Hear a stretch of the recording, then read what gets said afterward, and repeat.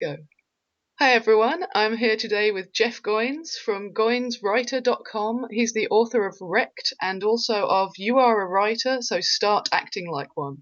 Now, as you can probably guess from that second title, Jeff is a bit of an expert on writing. He's also a great blogger, and I'm hoping that he'll have lots of useful things to share with us today about both.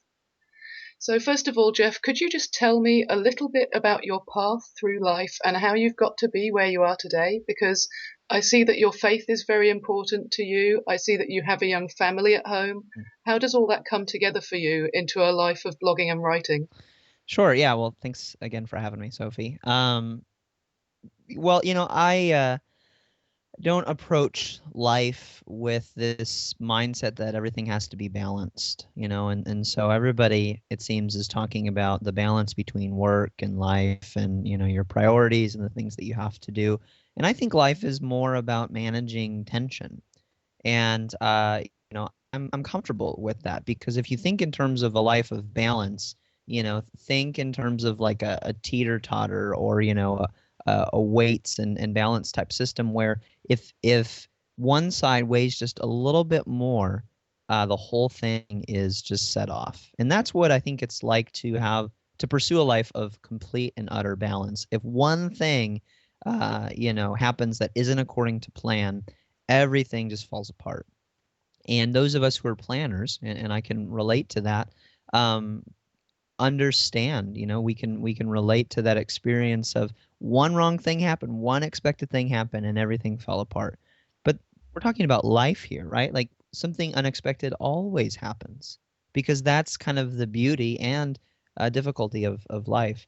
So yeah, I mean, my path of how I started writing and kind of how that fit into the cracks of the rest of my life was one of managing tension. And for years, I told myself that I would write one day, that I'd become a writer someday when I had more time, when, it just seemed right. And, eventually I had a friend call me out and said, he asked me what my dream was. And I said, I'd like to be a writer someday. And he said, well, you don't have to want to do that. You are a writer. You just need to write. And you mentioned that book, You're a Writer. I mean, that was basically that book is about that process of how I decided, okay, I am a writer. Now I just need to write, and it was just a mental shift for me, but it made a big difference. And so, I have a day job, I have a family, I have a young son. And so this isn't one of those stories where I decided I was going to be a writer. I quit my job and I, went and lived in an apartment in New York City or something and just tried to make it happen. I've had to find ways to fit my passion into the rest of my life. And it's been kind of fun. It's not easy, lots of tension, but it's fun. And I realized that some passions only take 30 to 60 minutes per day of practice in order for you to become pretty proficient at them. And so that's been my basic guiding principle for the past couple of years is if I can just do this for 30 minutes a day, that's enough some days. And other days I'm able to do it for an hour or two. But if I can just do it for 30 minutes a day, there's something in my soul that is satisfied. And there's, doing that over and over and over again, you actually get to become pretty good at your craft if you practice every day for, as little as 30 minutes a day. That's awesome. And it's something I've been hearing from quite a few people now as well, is just that idea of if you really want to do something, all you actually have to do is set aside a little time to do it in, and then it'll be done. Yeah, and And if you don't, then it won't. I think a good example for me is physical fitness. Not something I'm great at, but something I'm like, I know that I need to be better at that. And I work out in like fits and starts. But if I could just, run or lift weights for 30 minutes a day, every day, or even 5 days a week, I would get in really good shape because I've done that before, when I've been really disciplined. And then there's times when I go to the gym and I work out for 2 hours and then I don't go to the gym for another 2 weeks. And Yeah, in there. we approach creativity and our passions and our vocations that way too, where if it's not something that's paying the bills, it's sort of an afterthought, we sort of dabble with it as a hobby when we feel like it. And I just have found that that's not useful. It's not a good use of your time, and it doesn't get you to where you want to be. Getting what gets you to where you want to be is setting aside a little bit of time every day and just doing it and almost treating it like a job in that respect. So is that how you approached writing Wrecked? Just half an hour every day, fitted around everything else going on? Yeah, yeah. I mean, the manuscript had to be 40,000 words when I turned it in. That was stipulated by the publisher. And so I calculated I had about 4 months to write it in. And so that was, 10,000 words a month. And if I wrote every day for 5 days a week, that was, something like 300 words a day. So that was my goal. And some days I'd miss a few days in a row and I'd have to kind of catch up. And other days I'd get really inspired. But 300 words isn't very much, it's not even a full page necessarily. And so some days I would just write 300 words and I'd feel like I had just barely touched the idea that I wanted to talk about. But I was like, well, I did my work for today. I could do more, but I don't have any more time. I'm done. And this is enough for today, and tomorrow's a new day. Yeah, absolutely. Awesome. Okay, as a quick aside for the audience, if you haven't read Wrecked yet, you can find out a lot more about the book at goinswriter.com/wrecked, WRECKED. And Jeff, for those people who haven't read it yet, could you just tell us a little bit about what they can expect to find in the book? Sure. Well, the subtitle for the book is "When a Broken World Slams into Your Comfortable Life," and the tagline that we've sort of been throwing on after that is this idea of it's a book about the life that you're afraid to live. And so what that means specifically is we're all a little afraid to be uncomfortable. And we, for whatever reason, especially in Western culture, kind of have this idea that life ought to be comfortable, and somehow that if we accumulated enough stuff, if we got the job we wanted, got the house we wanted, got everything that we wanted, we would somehow be fulfilled. And yet I know people who have those things and they're not fulfilled. They're not happy. You probably do too. Um, Sometimes we've been those people. And so the book is about this idea, what if finding your life's purpose was more about like your life falling apart than everything going according to plan? And I I wrote the book is based on a bunch of experiences I've had with working with young people who go on mission trips around the world and come back from that experience. They've had their worlds completely turned upside down. They've been exposed to poverty and intense needs and all kinds of crazy stuff all around the world. And they come back, to live in the suburbs or go to shopping malls or whatever. And it just feels weird. It feels different. They feel like they can't go back to normal. And that's a good feeling. That's a good tension to have, this sense of all the stuff that I thought was important just isn't anymore. And instead, a larger purpose has slammed into my life, and I'm not sure what to do with that. And so I just thought that was an interesting idea. And I thought it was a relevant topic to talk about, especially in a season where, for the first time in my lifetime, the economic status of our country and really of the world, of these huge superpowers in the world, is not as secure as it once was. And so people are losing their jobs. They're asking questions about what is my life really about, and if it's not about this dream job, what is it about? And so the book is about this challenge of maybe uh, you find your life's purpose, you find the most fulfilled life, not by focusing on the things that you want, but by pursuing a calling that's bigger than you, that causes you to serve other people and give sacrificially of yourself. And I found that there is this paradox when you do that, where you are happier, life is more fulfilling. It's more fun and full of passion. And when you stop concentrating so much on yourself, you realize you don't really need that much to be happy. And it's a huge honor and privilege to be able to help people who are in need in some way. And so that's what the book is about, is anybody who wants their comfort upset a little bit, who's searching for more in life. They might enjoy reading it. Okay, great. I know one of my friends really enjoyed it who had spent some time in Africa. Mm, He was working on some charitable missions there, and he had exactly what you've just been talking about. He got home, he looked at his Xbox game collection and his MP3s right. and all that kind of stuff, and he just went, "Why do I need this?" Yep.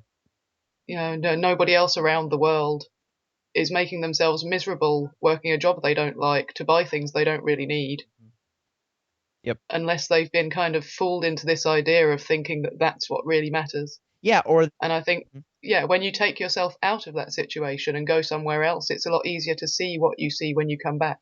yeah. And I think for some it's just this, like, what else is there? You know, like they legitimately don't know that there's anything else out there in terms of what else would I do with my life except work at a job I don't like, to buy things that I don't need, you know, that ultimately doesn't make me happier. Like, what else is there? And there's a lot, you know, you just, but there's a cost to it. And the cost is your comfort. The cost is the sense of security.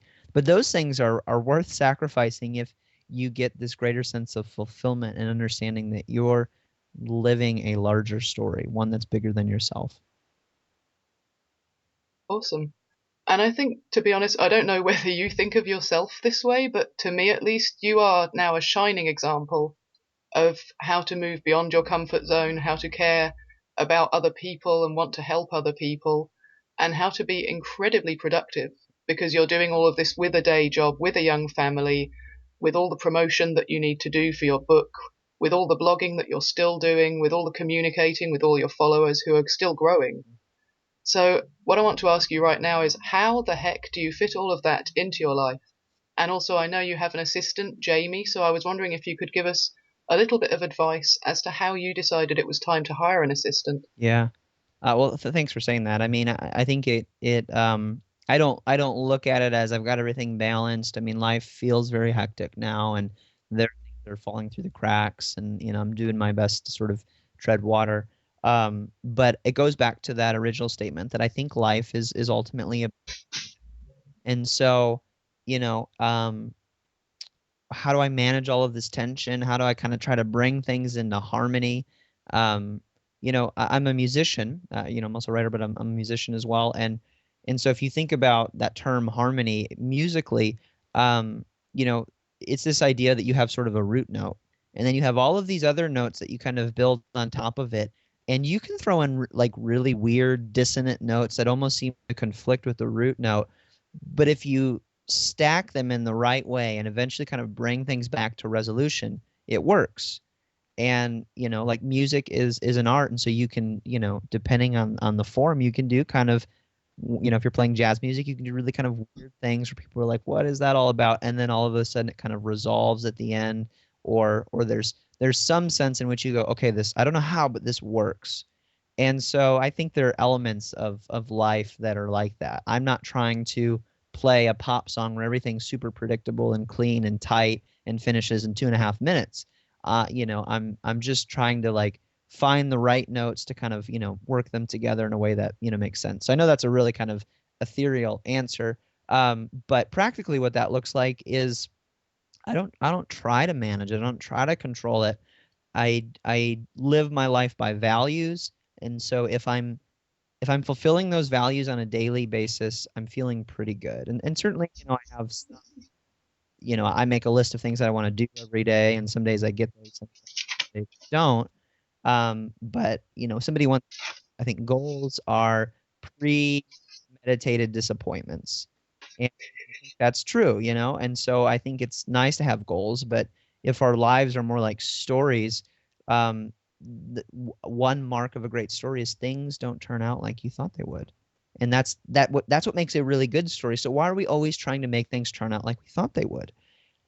So, you know, how do I manage all this stuff? Well, you know, I just have a few things that I have to do every day. You know, I have to write, I have to read, I have to get a little bit of exercise. And some days that just means walking around the block. I have to spend time with my family.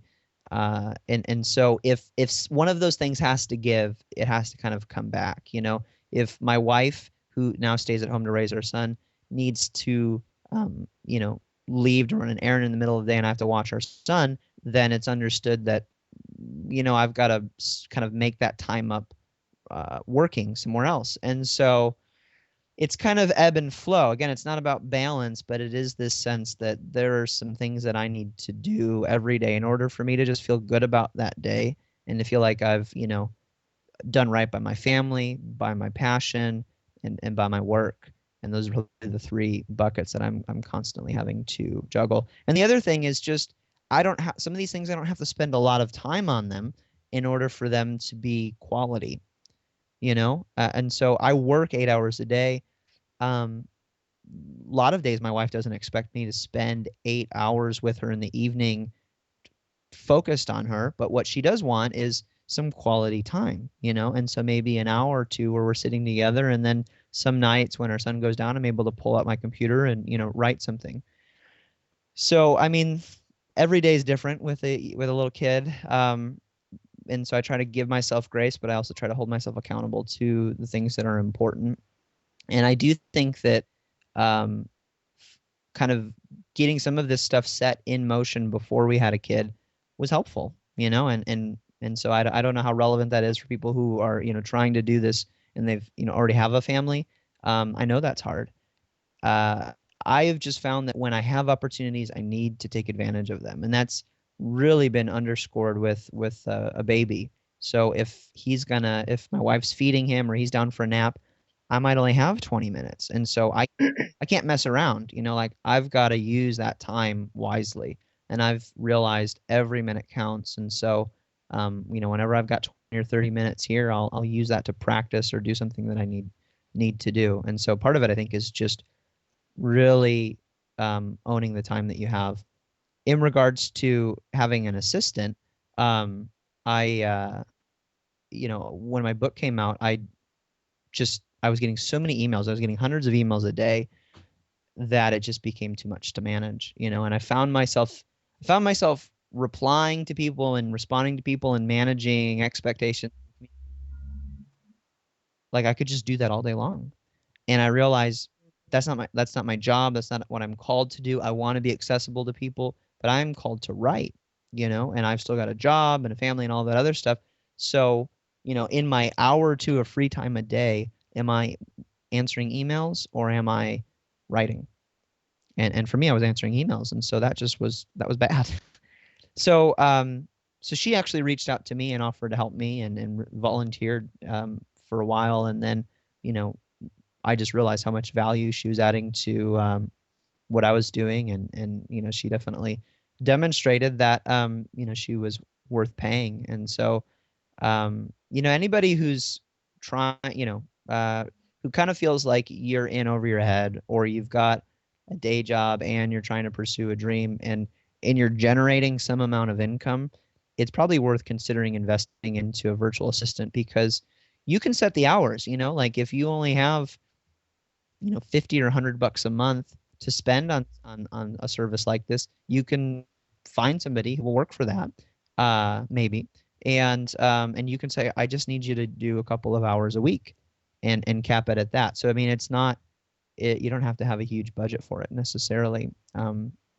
So yeah, I mean, I recommend it because it's just allowed me to focus on my work. Okay, great. Well, it's certainly very relevant to me because I've been thinking about hiring an assistant myself. And I know also some of the people watching this will probably be thinking, oh, maybe I could be an assistant to somebody while I get myself off the ground. Yep. So, in that sense as well, that's going to be very helpful. Yeah, absolutely. Okay, so that's dealt with some of those everyday things that we need to tackle and those three main buckets that you're juggling all the time. But the next thing I wanted to ask you is when you step away from the everyday stuff, what is the one best experience you've had so far as a writer and as a blogger? Can you pinpoint one thing, or has there just been too many? Yeah, I'll tell you one probably. There's been lots of experiences where I'm like, man, this is really great. But I'm also really competitive, and I think it's the nature of artists to never be fully satisfied with their work. This is sort of a plague. You always want Yeah. more. There's always a bigger audience. There's always a bigger reward or accomplishment that you can get, and so that's I hate that, but it plagues me. So the day my book came out, um, the day Wrecked came out, it was kind of a bad day. And everybody was like, "Oh man, this must feel amazing," and it didn't feel amazing. I was anxious. I wanted the book to do really well, and and all these things happened. Like Amazon said that they were out of stock.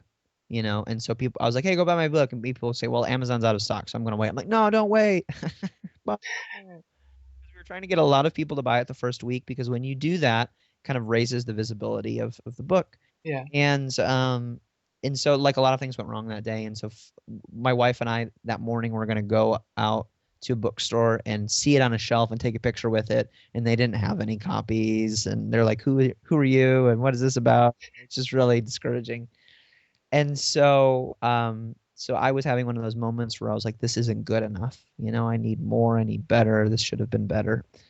A friend asked me uh, out. You know, we went to a local pub and hung out for a couple of hours, and we just kind of spent the afternoon doing that. And then I went back to my house. Um, I was actually late, arriving home later than I told my wife I'd get home. So I was nervous that she's going to be mad, and so I like rushed in the door and I stepped into a house full of people. And everybody said surprise, and my wife had planned this big, surprise party. And the book cover has a picture of an upside down tortoise on it, and so everything was decorated with tortoises and turtles and things, and we had these little cupcakes with upside down tortoises on it. It was pretty. And so on the so that was great, and everybody was there and celebrating, and on the table was this card from my wife, and the card said, it was never a matter of if, it was always a matter of when. And that's true. I mean, she has believed this thing about me that I'm a writer, that one day I would write a book, longer than I ever have. And so, a couple of things I learned from that. One is sometimes you just have to stop and celebrate. You just have to go, this is great. And yeah, of course it could be better. It could always be better. There could be more, but this is great. And the second thing is, I think it's most of my big moments have not been big because they've been grandiose, but because I was able to share that moment with somebody. And so being able to share a dream or an accomplishment with somebody else, especially somebody that you're sharing your life with, it's an honor. I've done some great things and accomplished some things that people go, wow, that's impressive.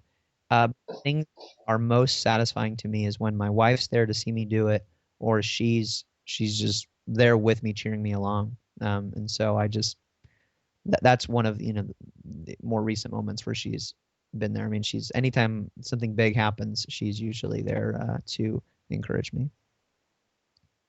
I've found that's very common with a lot of writers actually, that we tend to have a wife or husband or partner who is very encouraging, very supportive. And quite often, if you have a partner who's not so supportive, it can really make things tough for you to even get that half hour you were speaking of. Yeah. Yeah. I mean, writing is solitary. It's lonely. It's hard to do, um, because it means you have to be away from people usually. And yeah, I mean, if you don't have a friend or partner or anybody who's sort of encouraging you in the process, it's easy to give up. It's easy to think that you're not good enough. It's easy to find ways, for other stuff to take the place of that, or to distract you. And when I was writing my book, there were lots of times when I wanted to give up, and my wife knew how important it was, and she said, no, you can't do that. Or I would complain. I would say, oh, I don't think this is any good, and she's like, well, go work on it. Don't just sit there and complain about it. Go work on it. So I think it's not only good to have somebody to encourage you, but also to have somebody who can kind of kick you in the butt a little bit, and to sort of balance your crazy creative personality. Okay, so thinking about what you've just been saying, if you were to meet somebody now who's thinking they want to be a writer, they want to be a blogger, they're doing that whole someday thing in their head where they think of themselves as a wannabe, an aspiring writer, not a writer. What's the one thing that you would like to get them to understand from the very start? Well, I'd love to quote Anne Lamott, who says, "If you write, you're a writer." There's nothing more mysterious to it than that. And I believed for a long time that I wasn't a writer, and I don't know what makes one a writer if it's not to just simply write, right? That doesn't mean you're a good writer. Doesn't mean you're an author or a professional writer, but it does mean that you're a writer. And there's Absolutely. something about just naming that is empowering and is also a little bit scary because now there's accountability associated with it. And so I think there is power to saying I'm a writer. And Oh yeah. I've spoken to audiences before, and whenever I challenge people to say, okay, whatever it is that you think you'd like to be someday, this longing, this dream, this desire, this passion that you want to be a blank, write that down, in some tangible way. Say, I am a blank, and read it to yourself every day for the rest of your life until you start believing it, and then keep reading it until you start acting like it. And the truth is, our activity flows from our identity. And so if you don't believe you are something, it's really hard to do that something. And once you do that something, you won't believe it. Like, if I don't call, if I'm like, I'm not a writer, but I'm just gonna write and write and write and write. And eventually I'm a published author, I'm doing all these things, and I go, no, no, I'm not a real writer. Like, we know people like this. We are those people sometimes where we're working to get this title, and yet we won't give it to ourselves. And if you won't believe it about yourself, you won't believe it when other people tell you. And so I think there's power to believing that you are something that you're already doing. So does that mean that you can go, well, I'm an astronaut? No, because you're not doing that thing. But if you're writing, you're a writer. If you write, you're a writer. And there's just really powerful about that understanding. But that's not enough. That doesn't mean you're a good writer. So the second part is to start acting like it. To Because once you put that on your business card or start introducing yourself to people as, hey, I'm a writer, um, there's this expectation that you're going to write now. And so it's not one of those things where I used to literally call myself just somebody who writes. I'm not a writer. I'm just somebody. Um, and when I started calling myself a writer, it was like, whoa, like I've got to do this every day. I've got to bring my A game. I've really got to do this. It just placed this expectation that forced me to practice and get better at it. Like, you don't walk around calling yourself a carpenter and you only swing a hammer, once a week. No, because if people hear that you're a carpenter, they're gonna want you to maybe come work on their house, and they need to know that you do good work. So this idea of being an amateur, whatever, um, only works in creative fields, I think. When you talk about like real vocations, real crafts, you don't say I'm an amateur engineer. Like, nobody's going to hire you to build a bridge if you're an amateur engineer. Like, I dabble, with that. No, like, if you're going to call yourself it, you need to do it. And that's why it's scary to call yourself whatever it is. But if you want to be a writer, you need to call yourself a writer, and then you need to find ways to start acting like it. And I think a good place to start is 30 minutes a day, just write. Okay, so as well as being a writer in the sense of writing books, you also have your own blog, and as well, you've published quite a lot of very good guest posts on very well thought of blogs elsewhere as well. So, what I wanted to ask you now is, do you see any difference between writing for a printed page and writing for a blog, or do you think of them as essentially the same thing? No, I think that they're different. And I think that web is actually affecting how we consume print media. But I think a lot of people are used to writing for print publications. They're used to, reading books and magazines and newspapers, and then they're trying to translate that to the web, and they're not seeing success. And so, yeah, I mean, I had that basic understanding, and I had a blog for 5 years that nobody read. And then about a year and a half ago, I started over, and then I started guest posting. And I learned very quickly that blogging is more like copywriting than it is like writing a book. And that understanding and that discipline made me a better writer. And so what I mean by that is not that it's salesy or pitchy necessarily, but the job of a copywriter, somebody who's writing copy for ads, is to get you to do something. And so every word, every line is written intentionally to get you to do something. And so the job of the headline is to get you to read the first line of the body. Job of the first line is to get you to read the second line, third line, and so on and so forth till you get to the end.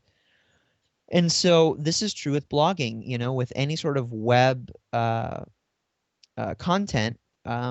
You cannot take for granted that that start your article are going to finish it, because there's so many distractions. We live in a world full of distractions, a lot of distractions already. But when you put somebody on the internet where they can check their email, they can go to YouTube, everything is available to them in really short, consumable nuggets. Getting them to read a 500-word article is really hard.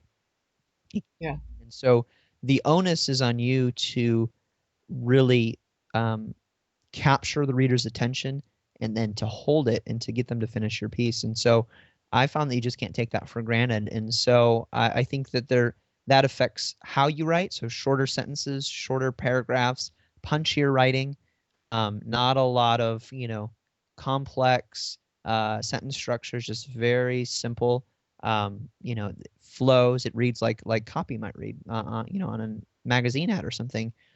And in doing that, I realized I started to become a better writer, and so that has affected how I, write books and write for magazines and whatnot. Where I realize like all writing is copywriting. All writing is trying to get a reader's attention and get them to finish. That's not to say you can't write a 500-page novel, but it is to say that all good writing is concise, or as concise as it could be. I really believe that, and lots of other people believe that. Lots of, reputable sources of writing believe that. I was just reading a quote from William Strunk, who is one of the authors of the Elements of Style, like maybe the authoritative guide to writing in the 20th century.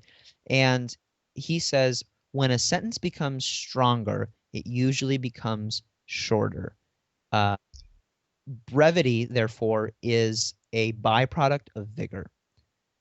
So what he's saying there is not, like, does it mean that shorter is better? Not always, but when a sentence becomes stronger, it usually becomes shorter because you get rid of unnecessary weak words, fluff, content that doesn't really say anything, and you just get it down to the core essentials.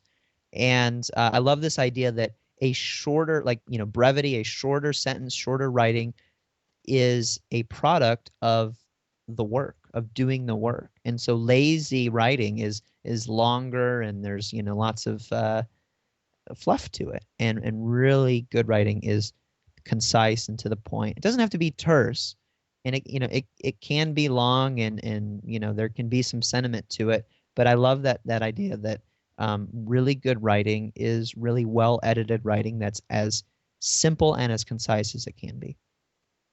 One of the things that I often notice when I'm talking to people who are hiring me either as a freelance blogger or a copywriter is just that they drastically overestimate the amount that their audience is going to invest in reading what they've written. Yeah. So I really wanted to ask you, how have you found the whole audience building side of your blogging work? Does that come easy to you, or is it something that you had to kind of go and read up on how to build an audience? Because I know with some people it's very natural, and with others they kind of had to be informed how to naturally make friends online. I think it was organic for me in the sense that I spent 5 years doing it wrong, and then I looked around and studied people who were doing it right, and I tried to copy what they were doing.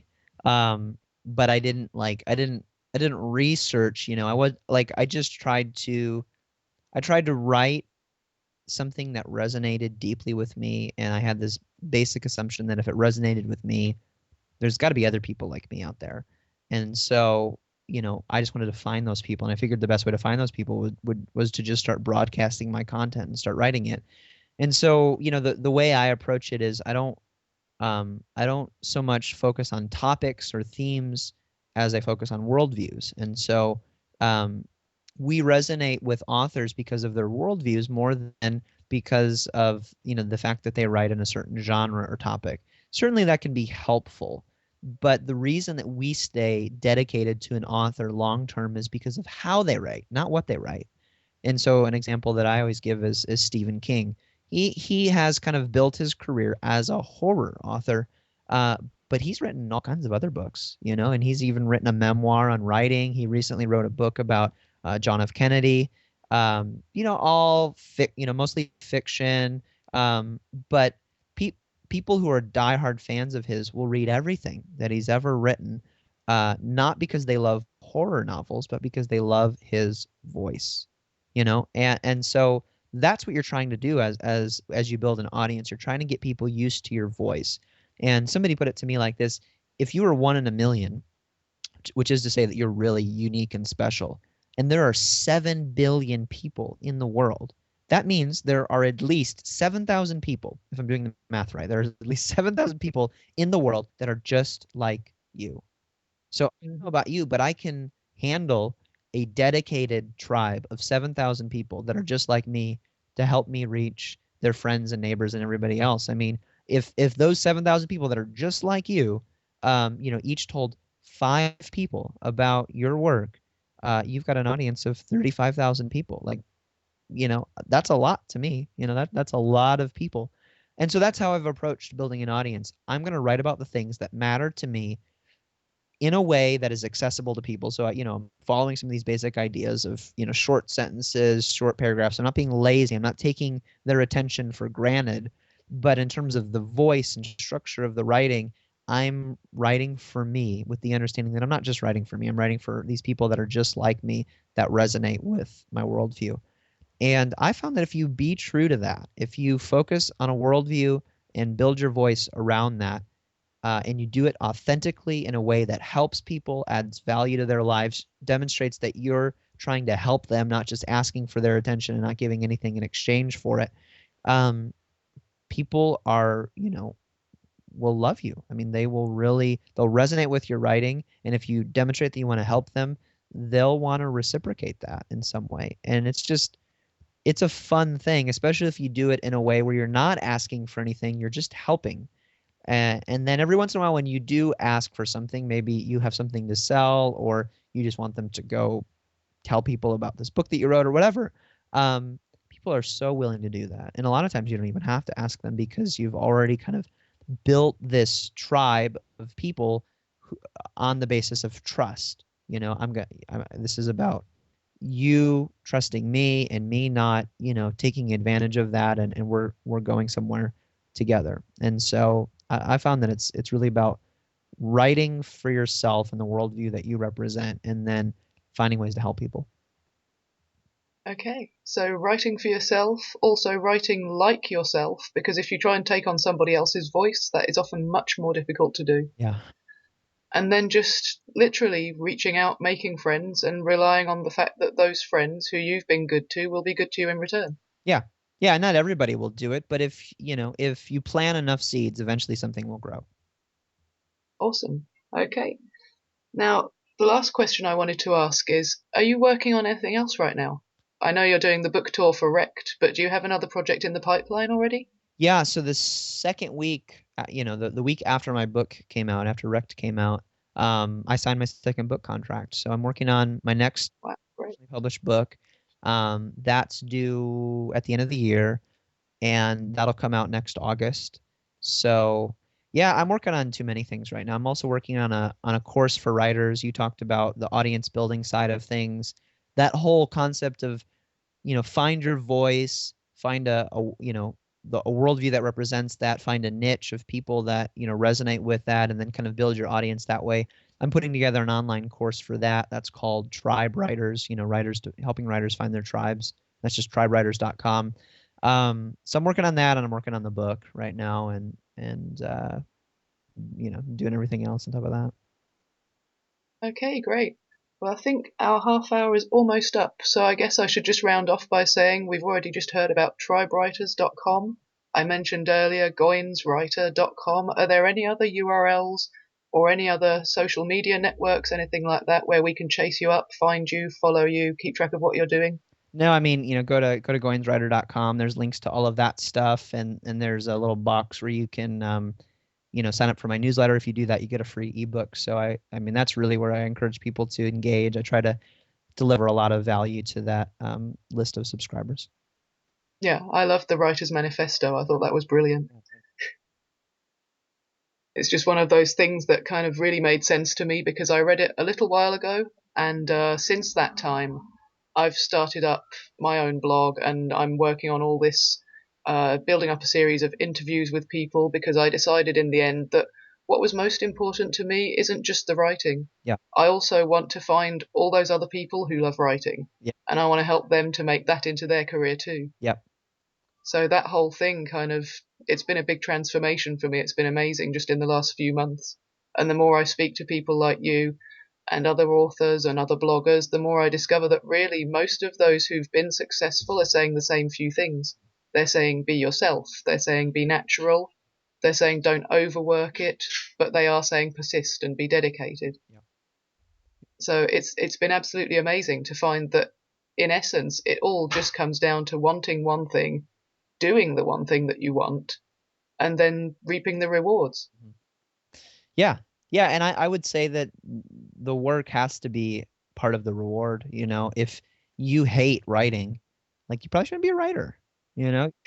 If you love doing it as you're doing it, getting a book published, getting paid for a freelance gig, these are not, you know, like we're not talking about millions of dollars here. It's not, the compensation is not worth it if you don't like it. But if you like it, um, the compensation, you know, when it comes, the rewards, the accolades is like, you know, a cherry on a sundae. So it's nice, but the is, man, I just get to do this thing that I love doing. And people want to pay attention to it, people want to pay me for it. Okay, well that's great too, but at the end of the day, I love doing this and I have to do it. So you would literally probably still be there, still writing for your hour every day, even if you were not being paid. Absolutely. And I think that until you have that mentality, you're not going to get paid. You're not going to get an audience because people can see when you're trying to get them to do what you want them to do. And Mm. people can tell when you're creating, when you're pursuing your craft out of a place of passion and love. And we resonate with people, with artists at least, who are pursuing their crafts out of love, not because they're trying to make money or trying to coerce us or have some sort of political agenda. We want to experience art as something pure. And so when an artist creates with as pure intentions as they can, I think you can recognize that, and I think it's what makes art beautiful. Yeah, I think certainly people are not as dumb as some agency copywriters would like to think, and they do have the ability to recognize that genuine desire to help them rather than to help yourself in writing. Yeah, so I mean, you know, here's sort of an aside. Think of an example like Apple, right? So, like the copy, you know, for any Apple advertisement is really clever. They don't overdo it. They're not coercive, but they've been very intentional about building their brand. And basically, the worldview of Apple is we create products that change the world. Would you like to join us? You know, and it like they're not going to dumb it down. They're not going to charge less for their products than they think they're worth.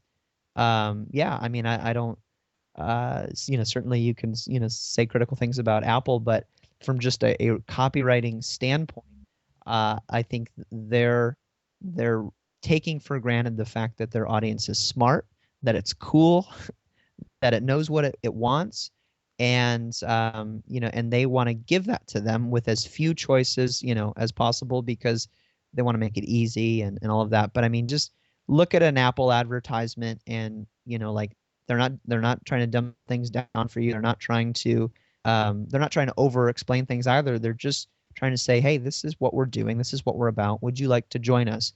And frankly, we're going to do it with or without you. I mean, that's sort of the impression that you get. And you're like, man, I got to be a part of that because that's really exciting. And as a writer, that's what you want to do. You want to be about something where you create this impression that you're going to do it whether the audience is there or not. And then the audience goes, okay, I want to watch. This is cool because this is rare in our world that somebody would do something purely for the sake of passion. I think, in fact, Apple is a really great example to use because I remember that phrase, it's not the customer's job to know what they want. Yeah. That's an Apple thing. And I think that absolutely applies to things like blogging and writing, doesn't it? Because I know I've visited blogs, probably even on your blog, where I've gone along, I've read the latest post, and I've gone, huh, I did not know I needed to read that, Right. but that has helped. Yeah, that's right.